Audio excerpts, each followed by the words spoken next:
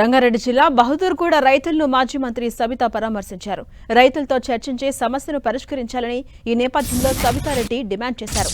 ప్రశ్నించిన వాళ్లపై అక్రమ కేసులు పెట్టి అరెస్ట్ చేస్తున్నారని, ఎవరూ భయపడాల్సిన అవసరం లేదని, బహదూర్గూడ రైతులకు బీఆర్ఎస్ అండగా ఉంటుందని తెలిపారు సబిత. బుల్లెట్ రైల్ ప్రాజెక్టు కోసం కావాలంటే ఎయిర్పోర్టు భూములు తీసుకోవాలని, పేదల భూములను తీసుకుంటూ చూస్తూ ఊరుకోబోమన్నారు మాజీ మంత్రి సబిత. రైతులను కబ్జాదారులు అంటే సహించేదే లేదని, రైతులపై చేసిన వ్యాఖ్యలను హైడ్రా కమిషనర్ రంగనాథ్ వెనక్కి తీసుకోవాలని తెలిపారు. కేసీఆర్ ప్రభుత్వం వచ్చాక రైతుల భూములు రెగ్యులేట్ చేస్తామని సబితా ఇంద్రారెడ్డి హామీ ఇచ్చారు.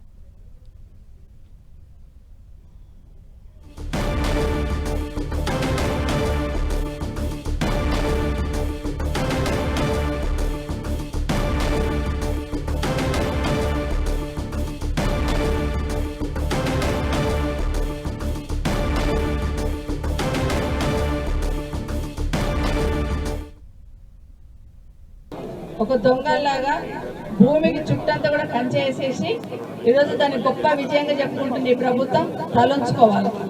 ఈరోజు హైడ్రా పేరు చెప్పి పేదవాళ్ళ భూములు గుంజుకోవడం ఒకటే ఈ ప్రభుత్వం పనిపెట్టుకుంది.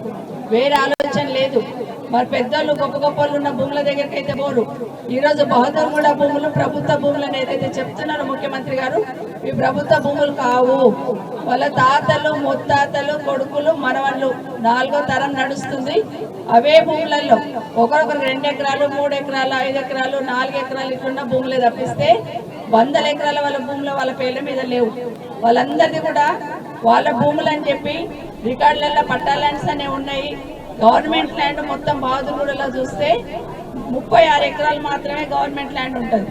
మిగతా అంతా రైతుల భూమి అని ఆ రోజు ఉన్న ప్రభుత్వంలో సర్వే చేపించి ఒక్కొక్క రైతు దగ్గర ఎంత భూమి ఉందని మొత్తం సర్వే చేపించి మ్యాప్ వేసి పెట్టున్నాము.